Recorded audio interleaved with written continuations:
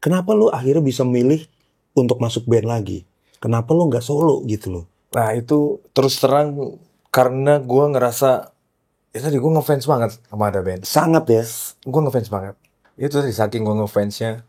Dan pada saat gue manggung, gila nih sebelah kanan gue ada Dika, sebelah kiri gue Marsal gitu. Itu perasaan itu tuh ada gitu. Yang lo lihat kayak, dari dulu. pada saat itu ya gue kayak anak kecil yang lagi lihat ini idola gue nih ngiringin gue gitu. Ada perasaan itu gitu. Iya. Sejujurnya perasaan itu ada gitu. Gila gue diiringin sama mereka ini. Ada perasaan itu. Iya. Jadi gini, Jadi tadi kan lu pertama kali di Unisba Bandung. 2 semester. Iya. Terus lu ke Unri. Universitas Riau. Terus sampai berapa semester? 4 semester. 4 semester. Oke. Habis itu baru pindah ke IBN 4 semester lagi. Tambang, ekonomi, terus balik lagi. Ekonomi. Tetap selesai ekonomi. Oke. Di situ. Iklan, ternyata gue dapat sebagai supporting talentnya. Dan talent utamanya Aldi Taher. Aldi Taher. Ya, bro gitu. Iya. Aldi Coldplay. Aldi Oasis ya. Aldi Oasis ya. Aldi Martin. Aldi Martin.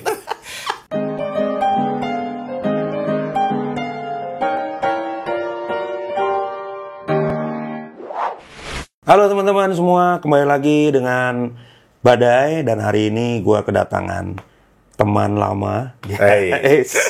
Gimana Pak? Ini yang paling gue inget dari lu tuh, pas kita satu pesawat lu takut banget. Iya, benar.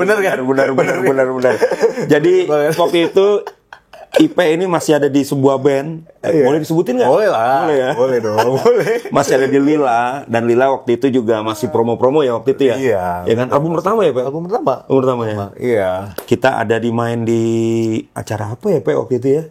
Kan kita beberapa kali deh ketemu. Ya dulu kan gitu kan. Iya. Betul. Ya Bang Bade juga masih berada di sebuah band. Iya.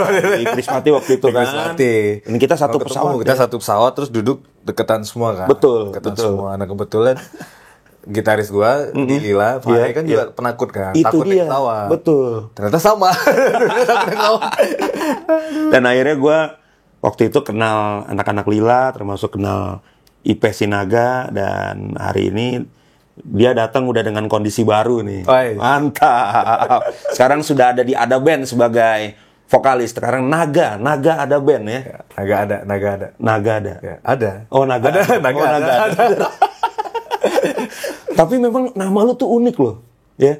IP tuh dipanggilan atau kan Indra kan? Iya, sebenarnya tuh IP itu Indra Perdana kan. Indra Perdana. Gue tuh Indra Perdana Sinaga. Nah, terus waktu album pertama pasti Bang Bade juga ngalamin kan. Kita masih nulis Thanks to di cover kaset CD gitu dulu kan. Nah, pas mau nulis tuh gue kepikiran wah ini di band lain ada banyak yang pakai nama Indra nih. Karena sebenarnya dari dulu tuh panggil gue Indra. Oke. Ya dari zaman sekolah, sekarang tuh panggilan Indra. Gak banyak lah, ada beberapa yang manggil IP tapi gak banyak. Yang umumnya Indra. Nah pas gue nulis Indra Thanks tuh gue mikir banyak banget kan, ada di The Rain, ada di Pen, ada di Raja, banyak lah pokoknya Indra. Ada keyboardis juga Indra Lesmana. Ada keyboardis ya, ada Indra Lesmana juga. Akhirnya gue mikir kayaknya bikin nama ini aja deh, yang beda nih, yang jadi pembeda gitu. Makanya gue tulis Naga, karena kebetulan orang Batak tuh misalnya dia marganya apa, lebih sering dipanggil marganya kan orang Batak. Kalau misalnya yang pakai name tag ASN gitu kan, orang Batak misalnya Indra Perdana Sinaga pasti depannya I.P.Sinaga. IP Sinaga dari situ. Jadi marganya yang di-highlight gitu. Jadi memang kalau mengingatkan gue sama marga Sinaga ini, kebetulan mantan gue juga Boru Sinaga. Oh gitu? Iya. Itu gue berarti ya? Ito ya? Ternyata dia punya kenangan khusus sama Boru Sinaga. Iya. Borsin. Aduh itu masa lalu lah itu ya. Begitulah. Jadi lu tuh jadi tuh di lagu yang mana tuh Borsin itu? Di album pertama lah. Album pertama lah itu. Album pertama tuh inspirasi satu orang aja. Tapi Borsin itu. Aduh. Gokil. Cuma penyebutan nama lu enak. Jadi Naga gitu ya. Naga. Jadi sesuatu yang besar dan ya maksudnya ekspektasinya jadi orang tuh sesuatu yang besar gitu. Amin. Lu pernah merasa nama lu ketika jadi Naga itu, lu pernah merasa begitu nggak?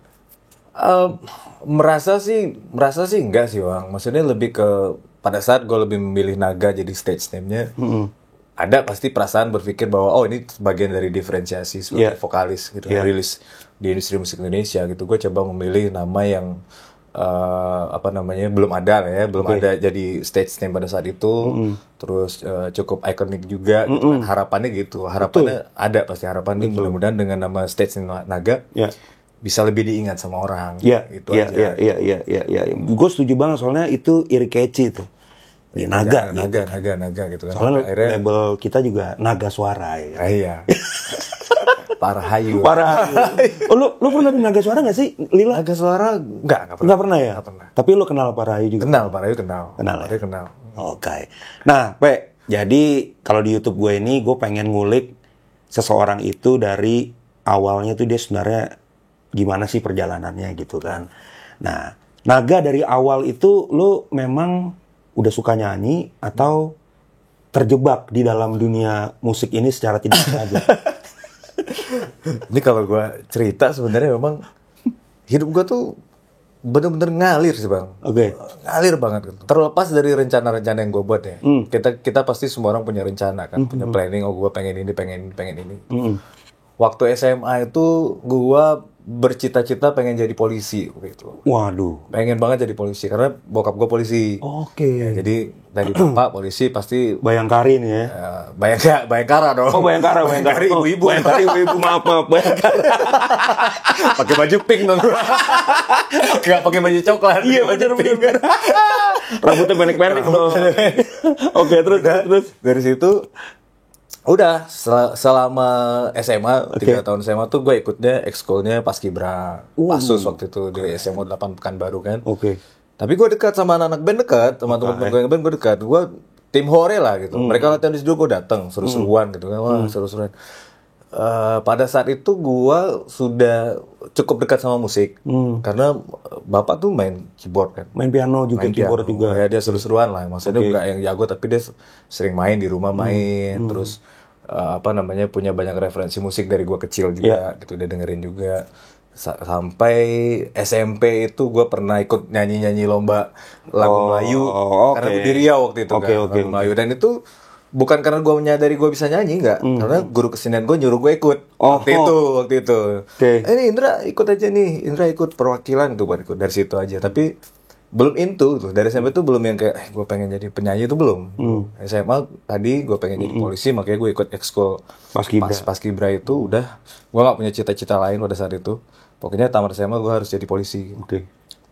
Udah tamat SMA gue ikut tes Akpol waktu itu. Ikut tes Akpol, ternyata nggak lulus. Singkat ceritanya nggak lulus lah gitu. Setelah nggak lulus, karena di kepala gue waktu itu nggak kepikiran kuliah, gue nggak ikut UMPTN, nggak ikut. Pokoknya nggak ada. Gue nggak punya. Kalau nggak jadi polisi, udah, gue belum tahu. Nanti. Udah. Tapi sempet tes juga. Sempet tes. Nggak lulusnya dari. Waktu itu gue masuk 5 besar kan.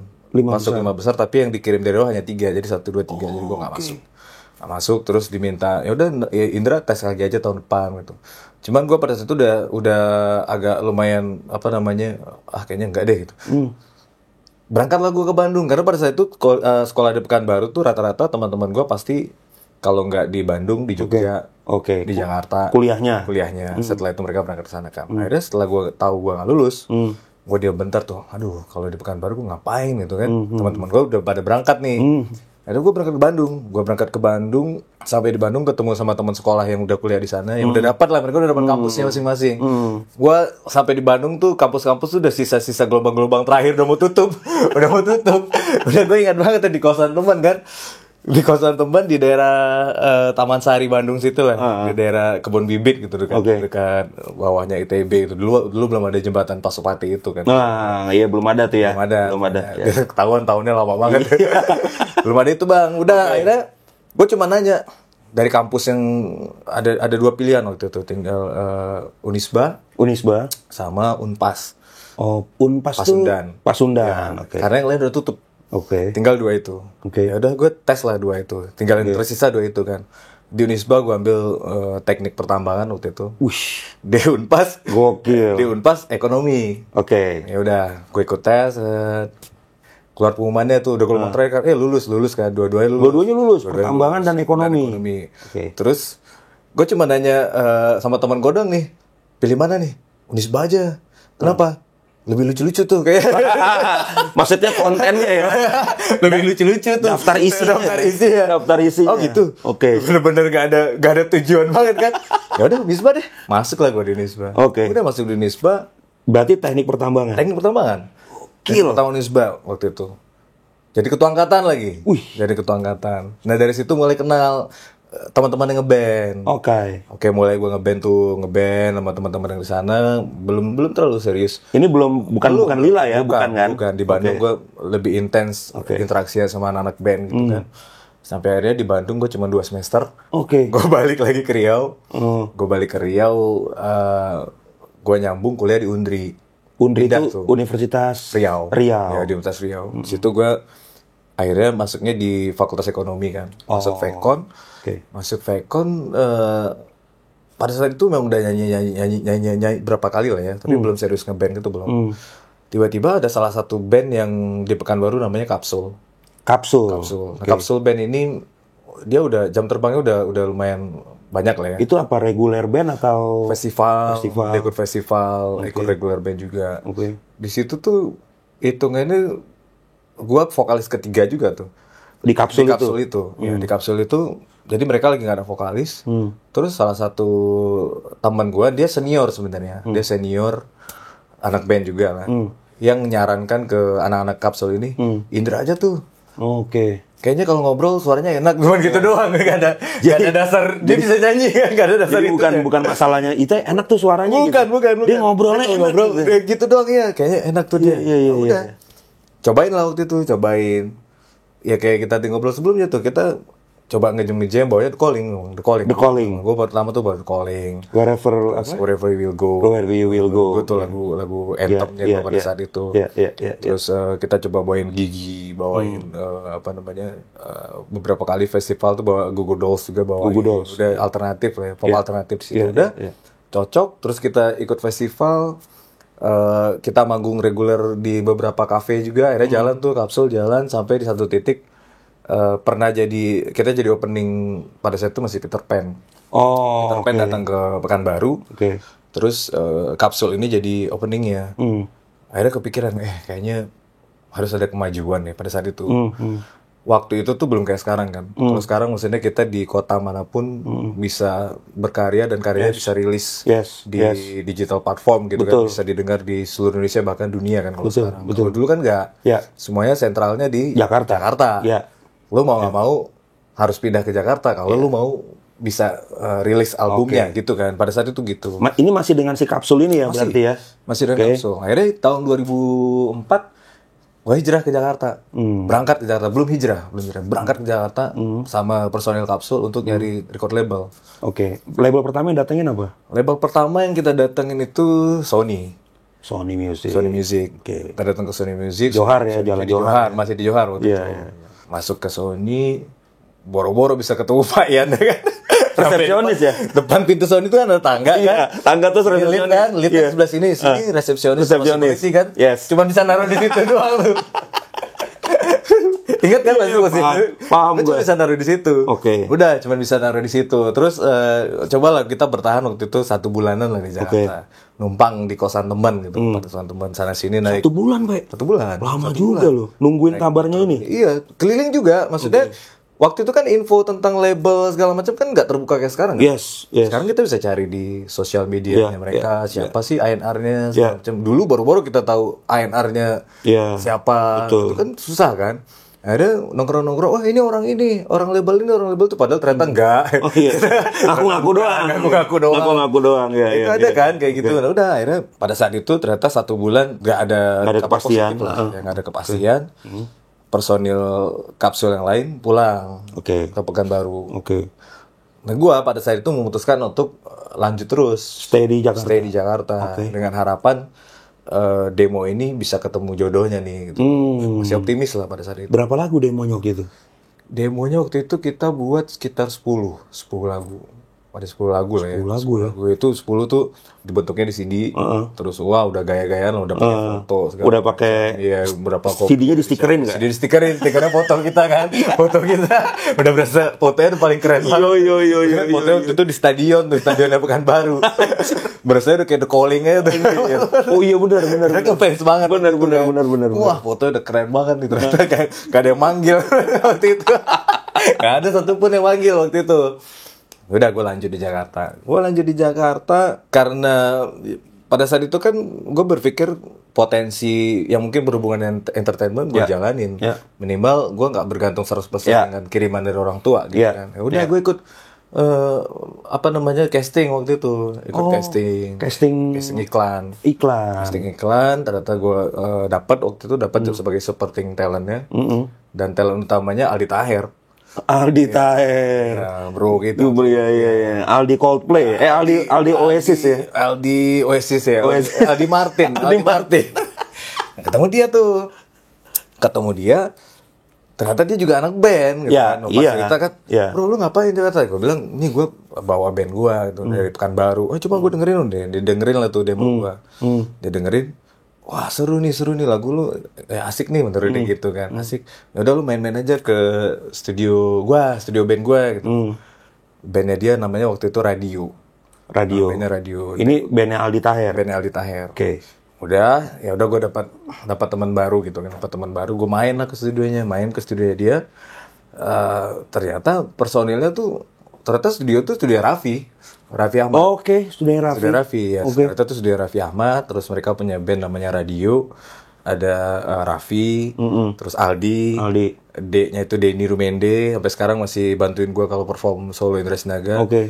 I-nya itu Ira keyboardisnya. O-nya Oki gitaris. Keyboardisnya Ira, sama vokalisnya Irwansyah mereka waktu itu. Irwansyah. Hard. Ya hard. Oke, Irwansyah. Ya udah gue datang ke situ ngejam lah. Awalnya ngejam aja. Oh seru nih ngejam bawain lagu. Waktu itu tuh kita bawain apa ya? Bawain Good Charlotte. Good Charlotte. Seru-seruan aja kan. Jet. Ini lebih ke imo nih ya. Iya. Bawain My Chemical Romance. Bawain. Terus bawain My Chemical Romance. Ya seru-seruan kan. Iya. Akhirnya mereka dapat tawaran main di pensi-pensi waktu itu kan. Irwansyah sibuk banget kan. Sibuk banget syuting. Waktu itu dia belum rilis single penyanyinya. Cuman sibuk syuting lah. Akhirnya gue diperbantukan juga. Gue spesialis vokalis diperbantukan kan. Hari dulu. Memang kayaknya emang takdir lu gitu. Sebagai stuntman. Iya, stuntman. Akhirnya waktu itu ya udah gue bantuin radio ini. Kebetulan juga kan Indra, pas. Masuklah tetap radio tuh. Udah. Pas. Masuk di situ bikin demo juga. Bikin demo lagu-lagu baru juga. Terus kita udah sana sini label juga. Ada label yang nangkap juga waktu itu. Terus tapi Raffi juga sibuk, Aldi juga waktu itu lagi sibuk juga. Gue yang pada saat itu fokusnya memang di musik kan. Mereka kan udah cukup settle lah. Itu tahun 2000 berapa? 2004 akhir 2005 awal. Iya. Udah cukup settle ya. Maksudnya udah ada stripping sinetronnya gitu kan. Aldi waktu itu VJ MTV. Gue juga kepikiran gue nih akan sampai di mana nih radio nih gitu. Nah balik lagi tadi gue bilang ngalir itu bang, gue tuh nggak pernah di titik itu. Gue udah berpikir kayaknya jodoh gue bukan jadi musisi deh, bukan jadi vokalis atau anak band bisa rilis album gitu. Jadi sempat ada keraguan juga akhirnya ya. Keraguan dan di kepala tuh udah stop sebenarnya. Karena gue udah pulang ke Pekanbaru. Akhirnya setelah itu gue pulang ke Pekanbaru nih, udahlah gue balik aja Pekanbaru, gue selesaiin kuliah. Waktu itu gue cuti cuti setahun gue di Jakarta, balik Pekanbaru. Terus gue udah niat, kayaknya gue nggak jodohnya nggak di sini gitu. Gue udah mau berhenti nih, gue kuliah kerja gitu. Pikirannya gitu. Belum sebulan gue di Pekanbaru, Denny Rumende tadi gitarisnya radio tadi telepon, bro, lagu kita masuk di Cilapop nih. Oh Cilapop. Gue nggak tahu. Gue nggak pernah tahu. Gue tuh nggak tahu ada acara namanya Cilapop. Pencarian bakatnya itu di mana? Iya. Dia cuma bilang lagu kita masuk Cilapop nih. Cilapop apaan? Ada acara di TV7 belum jadi Trans 7. Cipta lagu populer. Betul. Lagunya masuk. yang mana? Gue bilang, yang kita record di rumah gua. Lu kan ada ngerekam lagu tuh di rumah gua. Gua kirim, dia ngirim. Oke. Dan di rumah dia ngirim lagu itu ke Cipta Lagu Populer. Ternyata lagunya masuk. Oke. Masuk sebagai finalisnya. Naluri masih ada dong. Masih pengen, wah, lagunya masuk nih. Sukses nih kayaknya nih. Potensi nih. Ada potensi. Gua berangkat lagi gua ke Jakarta. Gua balik ke Jakarta. Itu pengorbanan gokil juga loh ya. Itu duit sendiri tuh ya? Iyalah. Wah. Iyalah. Gue berangkat ke Jakarta, ke rumah Denny Rumede tuh, gue ingat banget tuh. Di daerah mana? Di daerah ini apa namanya, Jakarta Pusat. Oh, oke. Rumahnya di Tambak. Oh, Tambak. Sebelah Manggarai situ. Tahu gue ya, Manggarai. Situ. Ya. Rumahnya di Tambak situ. Gue ingat banget, gue datang ke Jakarta, landing langsung ke rumah dia. Tiba-tiba di rumah dia udah banyak kamera. udah. Ternyata tim TV7 udah datang. Oh, cerita gimana bikin lagu gue langsung. Oke. Gue langsung ini apa-apaan lagi Denny Rumede ini lagunya. Begitu nyampe rumah dia ada banyak kamera, gue bingung. Gue langsung. Jadi aku jadi superstar juga gitu ya. Kaget dong. Iya. Kaget kan, udah cerita-cerita lagu segala macam sampai nggak lama tuh 2-3 hari setelah itu kita dipanggil ke Sony BMG. Pas merger kan mereka itu Sony BMG. Terus ini Indra waktu itu kan datang sebagai pencipta lagu. Jadi lagunya gua sama Denny Rumede ini datang sebagai pencipta lagu. Tiba-tiba dari timnya Sony BMG bilang, Indra nih boleh nih ikut audisi aja untuk penyanyinya. Oke, untuk penyanyi di Cilapopnya. Di album Cilapop. Di album Cilapop itu. Yes. Gua audisi. Masuk juga sebagai penyanyi itu. Nah, ikutlah di situ. Itulah titik awal pertama gua masuk ke industri musik Indonesia. Jadi titik pertama Naga masuk sebagai penyanyi di album Cilapop itu. Ya. Dan solois jadinya Indra Sinaga duluan. Indra Sinaga duluan. Ini fakta nih. Ya, wah, ini gue baru tahu berarti jauh sebelum lo ngeband, lo tuh udah jadi penyanyi dulu ya. Bener. Dengan single itu. Apa judul lagu? Aku di sampingmu. Dan sekali itu rilis album kompilasi Cipta Lagu Populer pertama itu kan tahun 2005 September 2005. Itulah pertama kalinya gitu. Nah, lagu yang juara satunya itu Tito namanya. Tito. Nah, ya itu satu label sama gue juga ya. Tito. Udah Tito nyanyiin lagu yang juara satu, Tito yang nyanyikan. Gue nyanyikan lagu yang juara 2, Aku di Sampingmu. Kebetulan gue juga nulis bareng sama Denny Rumede itu. Oke. Nah, pada saat itu namanya event pencarian bakat biasanya kan yang dapat full support juara 1 dong. Juara 2-nya ya gue sempat promo-promo tapi nggak terlalu dapat full support lah itu kan biasa kan. Udah dari situ 2005 sampai 2006 itu ya gue hanya menjalanin Cilapop itu masih butuh perjuangan kan. Maksudnya ternyata udah rilis secara nasional pun lagunya pada saat itu udah diputer dari soundtrack FTV jadi dapat playlist di radio segala macam. Itu juga belum bisa membuktikan dan untuk konsistensi gue sebagai penyanyi solo belum. Dan naluri ngeband gue tuh masih ada banget pada saat itu. Nah, pada saat itu gue setelah rilis lagu Aku di Sampingmu, gue pindahin kuliah lagi ke Jakarta. Pindah kuliah lagi ke Jakarta. Gue transfer kuliah ke Jakarta.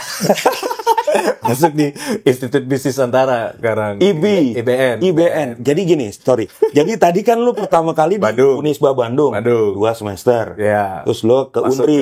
Universitas Riau. Terus sampai berapa semester? 4 semester. Oke. Habis itu baru pindah ke IBN 4 semester lagi. Tambang, ekonomi, terus balik lagi? Ekonomi. Tetap selesai ekonomi. Oke. Di situ. Situ tuh akhirnya setelah Indra Sinaga Aku di Sampingmu tuh rilis, ya belum ada yang orang ngundang belum ada peluang untuk manggung belum. Yang paling gue promo di radio atau event-event promosi yang dari Sony BMG atau dari TV7 pada saat itu kan main gitu, tapi belum jadilah gitu. Tiba-tiba tahun 2006 sekitar bulan-bulan April atau Mei 2026 nih. Fare gitarisnya Lila tuh nelfon gue. Ini teman lama lo kan, Fare ini ya? Yang di Pekanbaru. Iya, kita sebenarnya teman lama, berteman tuh pun bukan. Maksudnya bukan yang kita temenan gitu, enggak. Iya. Cuman kita sama-sama kan mereka di bawah gua kan. Mereka tuh 4 tahun 5 tahun di bawah gua. Oh, gitu. Anak-anak Lila itu, personil yang lain. Jadi adik-adik lo lah ya. Iya, di sana tuh adik-adik lah gitu yang belum bukan sepantaran waktu itu gitu loh. Cuman kita sempat punya satu album kompilasi dengan Kapsul itu. Dia punya band, satu album kompilasi sama Kapsul. Di indinya Pekanbaru saat itu. Tiba-tiba dia nelfon, "Bang," dimanggilnya abang kan. "Bang, ini Fare mana?" Fare anak Pekanbaru yang dulu band ini satu ini. Gue pada saat itu, oh anak Pekanbaru, iya ingat. Padahal gue belum kebayang. Padahal nggak ingat juga ya. Yang mana yang Fare dia? Yang gue ingat tuh justru Ame drama. Iya. Adiknya Ame tuh pernah pacaran sama temannya gue juga lah. Jadi gue ingat. Jadi lu belum kenal Dennis juga? Belum. Dennis belum. Oh belum. Dennis Dharma tuh gue belum. Dennis sama sekali nggak pernah ketemu gue di Pekanbaru. Dharma apalagi, Dharma kan orang Bogor kan. Oh iya orang Bogor ya. Betul. Ame gue tahu gitu. Familiar gitu Ame. Fare itu hampir pada saat dia nelfon tuh gue masih main Fare nih yang mana masih gitu. Begitu dia telepon, bang ini Fare nih bang, anak Pekanbaru yang ngeband ini segala macam gitu. Ini kita lagi perlu vokalis gitu. Nah, pada saat itu dia kita udah ada label nih, bahasanya gitu ya. Kita udah ada label. Apa labelnya? Dia nyebutin salah satu label gede lah. Salah satu label gede. Naluri gue, kayaknya nih potensi nih sama-sama anak Pekanbaru. Yaudah kita coba deh, ngejam yuk gitu. Gue berangkat ke Kelapa Gading, gue ingat banget tuh. Mereka udah di sini? Udah di sini. Oh, udah di sini. Udah di Jakarta mereka. Mereka udah di Jakarta dan vokalisnya juga ditinggal sama vokalisnya juga. Oh, kan bener kan? Gue sejarahnya selalu begitu. Lagi-lagi selalu begitu. Pemain pengganti. Bahkan di Lila pun. Lila tuh dulu mereka nama bandnya Sign tanda tangan. Iya, Sign. Sign ini udah pernah rilis satu album. Udah pernah rilis satu album. Terus waktu itu Ame, Rizky vokalisnya sama Fare. Terus ada MDes lah basisnya juga. Rizky-nya keluar, cabut. Nah, gue tuh datang sebagai penggantinya Rizky juga. Jadi bukan kebentuk dari awal. Dari awal. Siap. Ya juga, gue baru kenal loh, Pak. Ya kan? Ternyata setiap band gue masuk tuh emang bukan. Lu sebagai stuntman sebagai pengganti, dan ternyata sukses kan sebagai stuntman. Alhamdulillah. Kan? Iya. Nah, di situ tuh kata gue Fare, Fare ini, ini Fare, ini Ame. Ini Dennis, ini Dharma tuh pertama ketemu tuh. Gue ingat banget gue malam-malam datang ke daerah Kelapa Gading tuh, kosannya mereka. Hujan-hujan tuh gue inget datang. Akhirnya kita ngejam langsung studio. Lagu pertama yang kita jam itu lagu Gigi. Terbang? Bukan Terbang. Dia udah agak album yang baru tuh.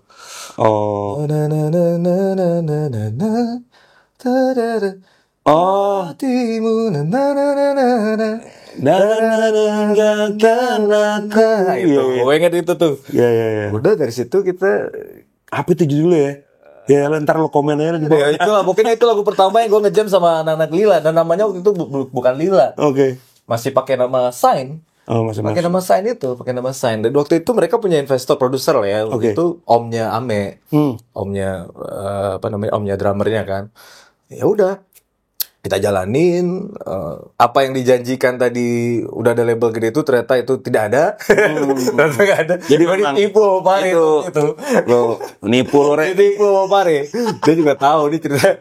Ditipu gua gitu. Jadi gua pikir dia cerdik juga, ya kan? Iya, gue mikir-mikir tuh kan 3 bulan, 4 bulan mana labelnya, ini kapan tanda tangannya, kontraknya, gitu kan? Ternyata nggak ada, label itu nggak ada dan kita ulang lagi bikin demo lagi, Tapi udah chemistry, udah dapet ya, gitu kan? Udah dapet. Bikin demo lagi, kita manggung lagi sana sini pada saat itu bertepatan dengan single pertama Bang Badai Krispati. Kejujuran Hati. Kejujuran Hati Mustang kan? Iya Mustang. Kita ikut di situ juga. Di Gulali Kustik itu. Iya. Itu. Ikut di situ lagu kan lu kan Mustang ngasih peluang buat yang indie itu. Betul. Udah kita akhirnya keliling tuh ikut indie. Udah dengan nama Lila. Belum, masih Sign. Masih Mahameru. Akhirnya ganti nama waktu itu. Sign itu pada saat produsernya omnya Ame ini. Kemudian setelah akhirnya karena sesuatu dan lain hal omnya Ame tidak terlibat lagi, jadi kita benar-benar berlima aja kita ganti nama jadi Mahameru itu. Udah Mahameru tuh sana sini tuh kita keliling sana sini, termasuk pada saat itu gue masih punya kontrak sama Sony. Masih punya kontrak sebagai penyanyi Indra. Yang si Cilapop itu ya? Iya, Cilapop. Kita kasih demo lah ke Sony tuh. Udah Payan udah dengar semua tuh. Dengar semua sampai satu hari Payan tuh bilang, "Dra, saya butuh satu lagi aja. Satu lagu lagi untuk yakinin saya nih. Saya perlu satu lagu. Saya kasih deh buat kalian bikin satu lagu laginya gitu. Produksi satu lagu lagi." Diproduksi nama dia? Iya, dia mau biayain. Gitu. Payan biayain satu lagu lagi. Gokil. Nah, ternyata dari manajemen yang dibawa sama Sign ini gak mau dengan alasan udah kalau memang Pak Yannya tertarik, sign aja langsung. Oke. Lagu. Itu titik balik yang merubah semuanya juga. Maksudnya perjalanannya ya. Akhirnya sampai di titik itu Pak En bilang, yaudah deh, Dra, kita aja yang ngalah. Kamu kita lepas aja. Akhirnya lepas. Oke, dilepas dari Cilapop itu ya, kontrak Cilapop. Ya, dilepas lah itu. Dilepas kontrak itu. Baru sign ini punya sejarah, titip edarnya di Alpha Records. Oke, Alpha Records. Di Alpha Records itu. Ya udah akhirnya kita kasih demo ke Alpha Records. Itu tahun 2000, itu cerita itu tuh terjadi semuanya di 2006 sampai pertengahan 2006 lah. Oke. 2006 sampai akhir 2006 tuh. Cerita itu tuh dari Sony sampai kita ngasih demo ke Alpha Records. Dari demo Alpha Records itu juga butuh waktu hampir 1 tahun. 1 tahun untuk mengeluarkan yang single pertama. Belum keluar. Dari kita ngasih lagu lagi, lagu lagi, kita perform di mana, Bang Ade sama Bang Irif datang lagi untuk mereka yakin gitu ya. Sampai ada satu lagu Mantan Kekasih. Mantan Kekasihku gitu ya. Mereka dengar itu live, nggak lama setelah mereka datang dengerin kita bawain live lagu itu, udah tuh baru dikontrak sama Alpha Records. Itu memang lagu ear-catchy banget tuh. Lagu ya, itu ringan aja ya. Ringan pas ya sama dan itu. Karakter suara lu sama musiknya anak-anak itu juga pas gitu di lagu itu. Dan lagu lu kan gue inget banget langganan FTV. Iya. Yang apa? Percayakan. Nah, itu. Setiap kali FTV keluar lagu dia mulu. Gila gue bilang nih band. Itu sampai top. Sampai dicap jadi band FTV, salah satu band FTV. Ada cap itu juga. Sampai sekarang ya. Sekarang di TikTok lagu-lagu kayak Percayakan tadi, Lebih Dari Bintang. Iya. Kalau lebih dari sadar betul. Bintang. Magic juga ya. Magic. Masih FTV sampai sekarang masih kan. Oke sih. Udah dari situ dikontrak kita November 2007. Rilis album pertama Lila itu Maret ke April lah, akhir Maret atau awal April itu 2008. Single pertama tuh judulnya Takkan Ada. Iya. Aku mohon kepadamu itu. Di situ wah udah bangga nih akhirnya album pertama punya full gitu kan, punya lengkap 10 lagu, itu udah seneng banget. Pulang kampung punya album nih. Iya. Padahal belum apa-apa juga. Udah punya kebanggaan lah. Rilis album pertama itu belum butuh perjuangan lagi kan. Iya. Itu 9 bulan setelah itu lah baru rilis Mantan Kasih. Nah itu titik baliknya. Begitu Mantan Kasih rilis jadi gitu kan, viral lah kalau sudah sekarang. Habis itu kita rilis lagu-lagu lain ngikut semua. Iya. Ikut semua sampai album kedua juga masih oke. Magic itu album kedua dan lagi itu album kedua. Iya. Udah, tuh ngalir terus. Kalau yang tadi kita lihat di ruangan gue yang lu jadi TNI itu detik terakhir itu album pertama. Album pertama itu ada 6 single bareng teman Lila. Oh, 6 single ya? Gokil. Padahal secara momentum pada saat itu masih bisa untuk rilis single ke-7. Banyak loh itu. Banyak ya untuk ukuran itu kan, dan 6-6-nya tanda kutipnya jadilah gitu. Yes. Gua aja waktu album pertama dulu cuma dicatain 3. 3 ya? 3, abis itu baru ada 4. Tapi nggak pernah sampai 6. Jadi Naga di Lila itu sampai berapa album, bro? 5 album. 1, 2, 3 ada mini album. Oh, ada mini album. 4 itu setengah-setengah ya. Itu waktu itu titip distribusi di KFC kan. Oke. 4 album di Alpha Records. 1 album setelah kita masuk Trinity. 1 album. 5 album. Terus ada 1 single yang kita produksi sendiri setelah keluar dari Trinity, kita sempat sendiri kan. Oh, sempat indie juga. Sempat indie. Kita produksi 1 lagu yang Lila featuring Gea Indrawari waktu itu. Oh iya. Judulnya Janji. Udah rilis itu terakhir. Setelah itu udah pindah perjalanan musiknya. Pindah klub, transfer pemain. Transfer pemain. Ini jadi sebenarnya ini seru banget ya, karena gua tuh akhirnya tahu bahwa Indra tuh sebenarnya Naga tuh awalnya pengen jadi polisi, kuliahnya pindah-pindah, terjebak jadi stuntman vokalis gitu ya. Sampai akhirnya menghasilkan 5 album sama Lila. Nah, itu luar biasa buat gua. Nah, pada saat ini kan sebenarnya gua dulu waktu dengar berita ini, gua tuh sungguh-sungguh kaget gitu. Maksud gua, wah gila ini. Karena menurut gua ketika seorang Naga keluar dari Lila, harusnya lu punya potensi besar untuk jadi solois kan? Iya gak? Gue mikirnya gitu nih. Wah, Naga keluar dari Lila nih pasti akan solo nih. Tiba-tiba jemplung ke ada band. Yang mana ada band dengan Doni juga gokil juga gitu kan? Ya mereka ada di peaknya. Ada di peaknya pada saat kan, ya. Doni Sibarani gitu. Nah, gue cuma pengen tahu aja nih. Sebenarnya lu tuh pada saat keluar dari Lila, kita nggak ngebahas kenapa lu keluar dari Lila, karena mungkin orang udah banyak tahu gitu ya. Coba pada saat lu keluar dari Lila ini, kenapa lu akhirnya bisa milih untuk masuk band lagi? Kenapa lu nggak solo gitu loh? Nah itu terus terang karena gue ngerasa ya tadi gue ngefans banget sama Ada Band. Sangat ya. Gue ngefans banget. Tadi gue lupa bilang, sebenarnya zamannya gue sama Kapsul itu gue selalu bawain lagu Masih, Jadikan Aku Raja, Langit Tujuh Bidadari. Gue bawain lagu-lagu itu. Jadi sama gue ngeband udah die hard ya. Baru ya gue bawain juga. Mas Paim juga gue bawain. Jadi gue nggak pernah kepikiran ada di titik itu gitu.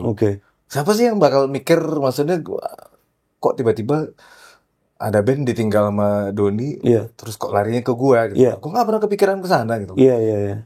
Gue ingat banget, gue ngikutin lah, karena gue ngefans, gue ngikutin.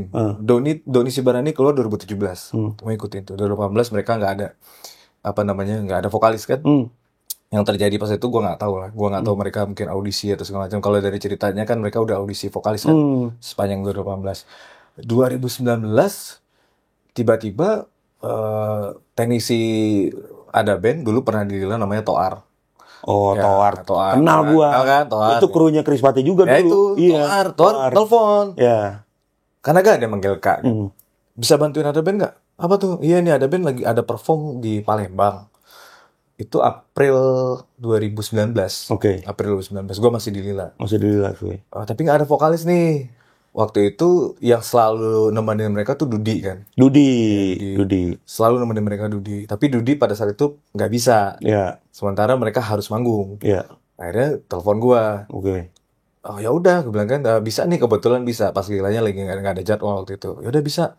Ayo dikasih lah, gue tuh langsung gue dikasih list 11 lagu. Yuk kita latihan sekali tuh di studio. Gue lupa studionya di Hutan Kayu situ.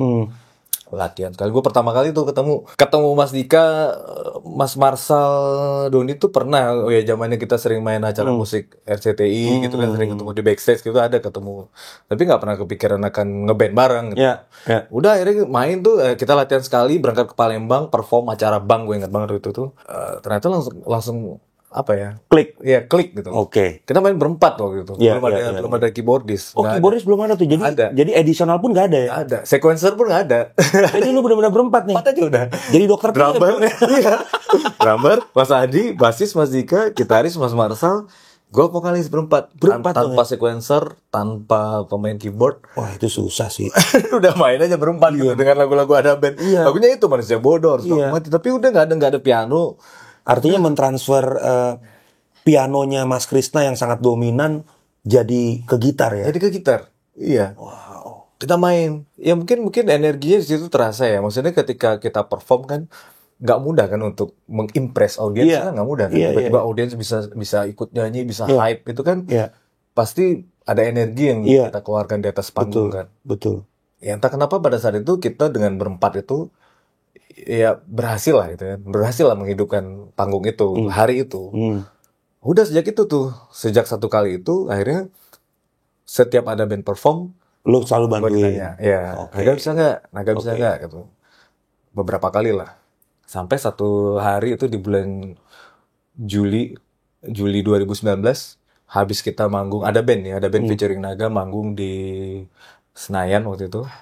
Mas Dika ngajak gue ngobrol berdua, empat mata, kayaknya dia diutus nih, didelegasikan. Didelegasikan lah, diutus lah dia sama teman-teman yang lain buat ngobrol kan. Gue ingat ngobrolnya di Blok S tuh.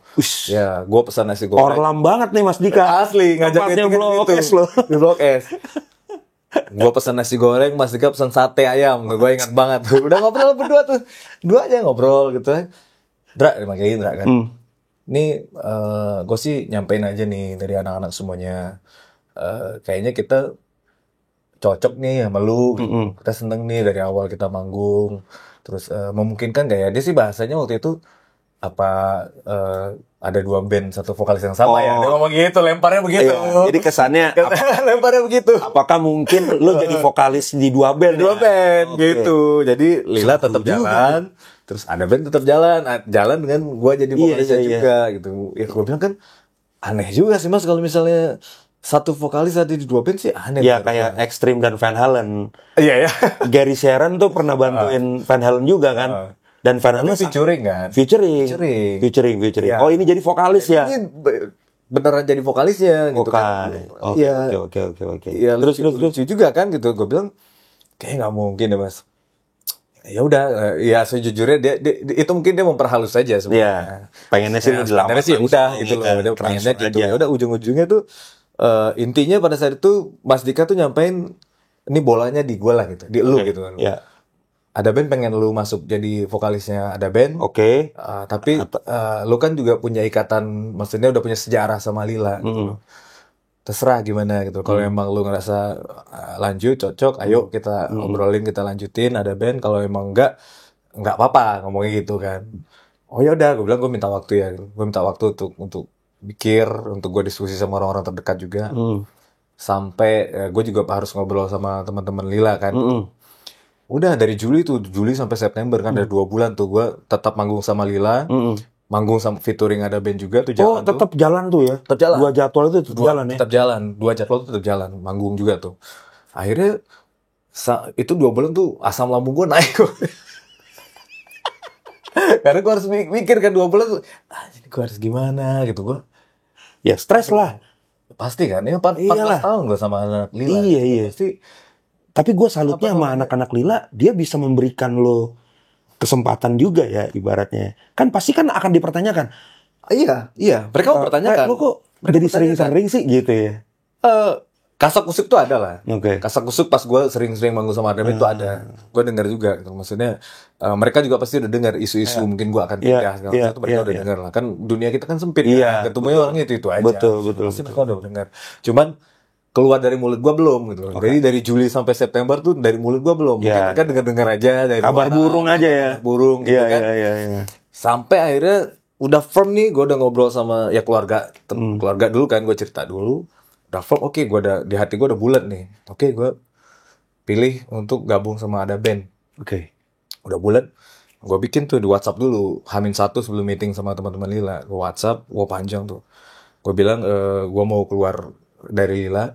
Gue bilang gue mau gabung sama ada band dan project solo Indra Sinaga. Wah, itu berat banget sih. Gue tulis tuh. Tulis, gue kirim di grup tuh. Gue ingat tuh waktu ngirim tuh gue lagi makan siang sama bini gue kan. Udah kirim. Gue diemin aja. Nggak nyampe 5 menit, Fahri telepon. Waduh, telepon langsung. Marah-marah nggak, Fahri? Ya enggak sih. Oke. Enggak sih. Tiba-tiba dia telepon, Bang, ini prank ya? Ini apa lagi nge-prank? Enggak, Pak Fahri. Gue manggilnya Pak Fahri. Oh, Pak Fahri. Enggak, Pak Fahri itu beneran serius lah Bang. Serius itu beneran. Udah besok kita meeting ya. Besok kita ketemu semuanya. Oh ya udah. Ya udah besoknya ketemu sama semua personil Lila, sama satu manajer Lila, kita ngobrol tuh di tempat. Gue sampein apa adanya. Maksudnya gue bilang ini bener-bener apa namanya dari hati lu gitu, dari hati gue gitu. Gue nggak punya permasalahan personal dengan lu semua gitu, dengan teman-teman Lila lah, dengan mereka, karena mereka juga hubungannya udah seperti saudara kan. Kita dari awal satu base camp bareng, tinggal bareng gitu kan. Jadi bener-bener ini masalah hati ketika kita berkarya, pasti Bang Made juga ngalamin gitu kan. Gue bilang, gue terus terang, bisa aja gue tolak ini untuk bergabung dengan ada band, gue tetap di Lila, tapi hati gue ketinggalan nih. Betul. Jadinya nanti karyanya kosong kan gitu. Karya kita kosong nih, gak ada isinya. Jadi udah, gue minta izin gue cabut, gue gabung sama ada band, kita manggung sampai tahun baru. 2019 ke 2020. Udah dari situ ya marah, kesel pasti ada lah ya. Mereka pasti ada yang marah. Dennis keselnya kelihatan gitu. Ini kenapa nih segala macam. Ya udah, paling tidak buat gue pribadi ya, pada saat itu gue udah bulat di dalam hati, dan paling enggak menyampaikan itu dari mulut gue langsung ke mereka gitu. Jadi gue nggak melalui manajemen atau apa, gue bilang langsung ke mereka gitu. Udah, setelah itu kita jalanin tuh dari September sampai Desember kita tetap manggung. Sampai terakhir di malam tahun baru pergantian 2019 ke 2020. Wah, dari situ. Gokil ya. Jadi ya maksud gue gini ya, gue juga merasakan juga, maksudnya kalau sebagai anak-anak Lila gitu ya, pastikan mereka berat juga melepas lu pada saat itu kan. Dan tapi gue salut juga, maksudnya mereka bisa punya kelapangan dada gitu ya untuk ya udahlah kalau emang lu memang bisa berjalan bersama dengan Ada Band. Tapi sampai saat ini hubungan lu oke-oke aja kan sama teman-teman Lila ya? Masih komunikasi kan? Masih komunikasi sekarang. Oke. Apa ya? Udah sampai di tahap ya jangan kan sahabat ya. Keluarga juga kan kadang-kadang kita gitu kan. Udah love and hate relationship tuh. Kadang yang berantem. Baik gitu. Yang penting apa namanya nggak ada yang memutus total silaturahmi itu nggak sih? Iya. Salut gue. Nah di Ada Band ini sekarang gue lihat di Instagram jadwal lu luar biasa ya. Dan kemarin itu gue lihat di TikTok gitu ya, gue lihat wah gila, lu bawain lagu gitu ya. Wah itu menurut gue lagu itu sebenarnya gue kangen loh. Kok Ada Band nggak pernah bawain ini ya? Zamannya Doni juga jarang gitu bawain lagu itu. Tapi ternyata waktu zaman lu itu bisa dibawakan kembali. Dan gue happy sih ngeliat lo di Ada Band sih. Artinya gue pernah ngomong sama Mas Dika. Gue bilang, Mas, ini kayaknya pilihan lo jebol lagi nih. Gue bilangin lagi nih. Pilihan lo oke nih. Karena resonansi dan frekuensi suara lo ada di frekuensinya Doni juga gitu kan. Nah sekarang yang lo hadapi dengan fans-fansnya Ada Band zaman Doni dan zaman Baim. Itu gila sih bang. Gue tadinya nggak berpikir segitunya. Gue pikir begitu gue menggantikan Doni, terus kita manggung, karena kan maksudnya di kepala gue hanya beberapa kali panggungan yang kita manggung, responnya bagus gitu. Nah begitu di announce pada saat Ada Band featuring Naga itu semuanya no problem, nggak ada masalah. Begitu di announce gue jadi vokalis Ada Band itu wah gila, bener-bener yang responnya wah kenapa dia ini segala macam itu ada. Itu kan gue ngumumin walaupun udah tahu dari September tuh anak-anak Lila udah tahu gue keluar kan. Cuman 3 bulan kita manggung tetap dalam kondisi ya normal-normal aja padahal udah tahu gitu. Walaupun netizen taunya seolah-olah gue ngumumin tuh 23 Januari gue keluar dari Lila. Tiba-tiba H+1 24 Januari diumumkan gue gabung Ada Band.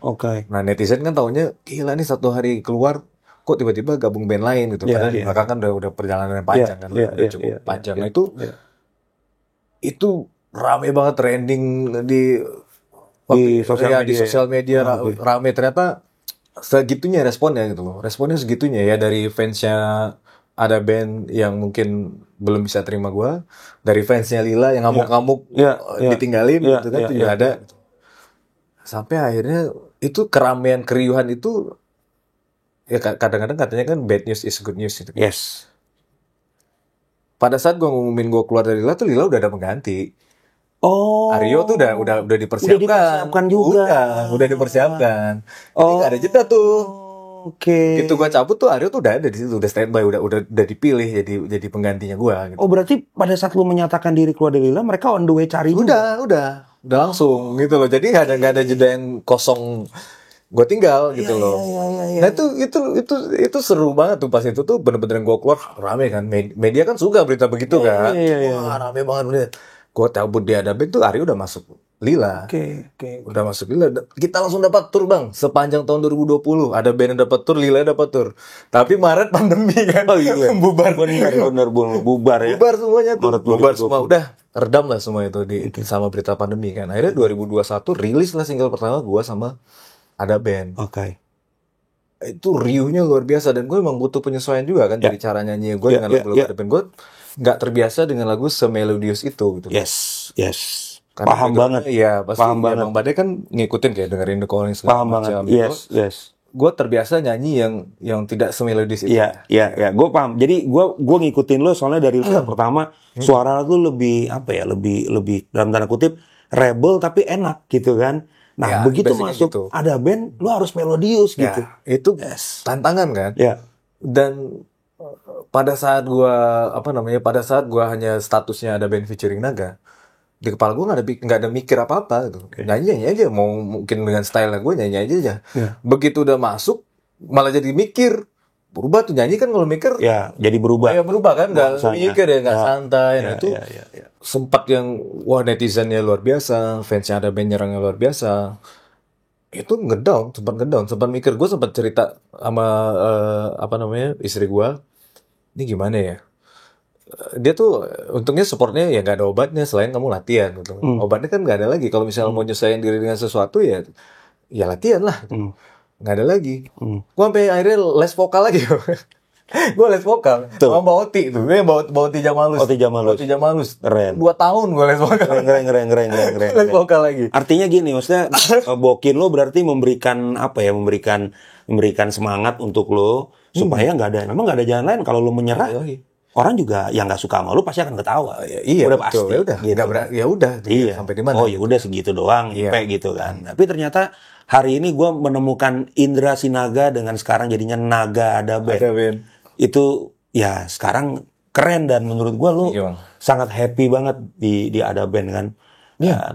Sangat happy dong pastinya kan. Sangat happy banget. Iya. Ya mungkin menjawab pertanyaan Bang Bade tadi, kenapa kok nggak solo aja gitu, kok milih Ada Band? Itu sih saking gue ngefansnya.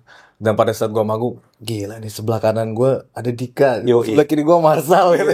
Itu perasaan itu tuh ada gitu. Yang lo lihat dari dulu. Pada saat itu ya gue kayak anak kecil yang lagi ngelihat ini idola gue nih ngiringin gue gitu. Ada perasaan itu gitu. Iya. Sejujurnya perasaan itu ada gitu. Gila gue diiringin sama mereka ini gitu. Ada perasaan itu. Iya. Ya udah akhirnya keputusan udah diambil, harus diperjuangkan dengan dengan ya gelombangnya pasti ada ya. Maksudnya pro kontra pasti ada. Sampai sekarang pun pro kontra tuh pasti ada. Karena kan kita ngeband, kita bikin karya itu kan masalah nyampein rasa kan. Betul. Dan belum tentu si A bisa sama ngerasain si B itu belum ada. Akhirnya udah sampai di titik yang ya udah ini gimana caranya Ada Band berkarya terus. Kita bikin show mau bikin album juga bikin kan? Album. Doain. Bikin album. Terus kita mikirin show yang bagus, kita mikirin visualnya gimana, lightingnya gimana, flow konsernya gimana. Jadi udah lebih ke situ karena masalah nanti orang nerima atau enggak itu kan udah kembali ke masing-masing. Kita nggak bisa nge-force mereka untuk lu harus suka sama formasi yang sekarang, kan nggak bisa kayak gitu juga. Iya. Jadi ini adalah pelajaran buat penontonnya Badai TV dan teman-teman yang suka menikmati band-band yang berganti image. Kalian sebenarnya boleh untuk menilai, boleh berkomentar. Sah-sah saja. Tapi harus diingat, kalian juga harus memberikan kesempatan untuk mereka-mereka ini yang berganti image untuk berkarya lagi. Betul. Gitu kan? Contohnya misalkan dengan Lila yang dengan Aryo sekarang. Sekarang Ada Band dengan Naga. Kasih mereka kesempatan untuk mereka bisa berkarya dengan versi barunya mereka, gitu kan? Jadi jangan pusing lagi dengan pembahasan, wah enakan ini, enakan itu. Betul. Karena itu akan kontraproduktif. Dan gua doain Naga dengan Ada Band bisa langgeng. Amin. Ya kan? Amin. Albumnya segera keluar. Amin. Terus tadi juga kita ngobrol-ngobrol, ya adalah lagu-lagu ya baru ya buat. Oh iya ya. Buat lo solo ya. Iya dong. Solo Indra Sinaga ya. Gua tadi dapat mandat dari gila nih. Vokalisnya Ada Band, Bang, ada nggak lagu-lagu yang Bang? Itu lagu-lagu lu tuh everlasting semua soalnya. Terima kasih. Tadi sepanjang jalan sini kan gue dengerin. Termasuk yang project solonya Badai juga. Iya. Karena gue memang lagi seneng yang akhirnya begitu gue nyemplung ke band yang melodius, gue jadi suka yang melodius. Mau nggak mau lah. Karena kan kebutuhan panggung lo kan lo harus dapat referensi kan. Iya benar. Buat referensi. Oke, Ipe, terima kasih banyak udah datang ke Badai TV di Ngokar. Jadi rencana-rencana ke depan gue doain. Amin. Semoga lo sehat semua. Amin. Tetap fit dan Instagram lu dipenuhi dengan kelucuan-kelucuan. Amin. Ya, yang kemarin tuh gue inget banget, Ada Band Instagramnya juga aktif ya. Aktif banget. Aktif, keren itu. Dan kelihatan mudanya tuh. Yes, itu yang paling penting. Satu lagi ditunggu tawaran gue bisa nge-keyboardin Ada Band. Itu gue udah bilang sama Mas Dika. Iya. Kita bilang, wah ini produksi bengkak nih kalau mau pada mainin keyboard. Mas Dika, gue keyboardin deh Ada Band. Dan itu ada yang komen loh di Instagram. Cocok nih gitu. Iya, seru. Nanti kalau event yang exposure bagus gitu. Yes. Iya dong. Badai Ada Band. Badai Ada Band. Ada badai. Terima kasih teman-teman udah nonton episode gue sama Ipe Sinaga. Jangan lupa subscribe dan juga lu harus bikin YouTube dong. Gue bikin YouTube. Iya. YouTube gue Indra Sinaga. Oh, Indra Sinaga. Kalau mau subscribe boleh. Ya. Tapi kalau nggak sering upload jangan marah ya. Jangan komen ya kan. Tapi ada lah ya. Iya. Oke, makasih teman-teman semua. Sampai ketemu di ngokar-ngokar selanjutnya, Pe. Thank you, Pe. Thank you ya. Sehat, sukses. God bless. God bless itu.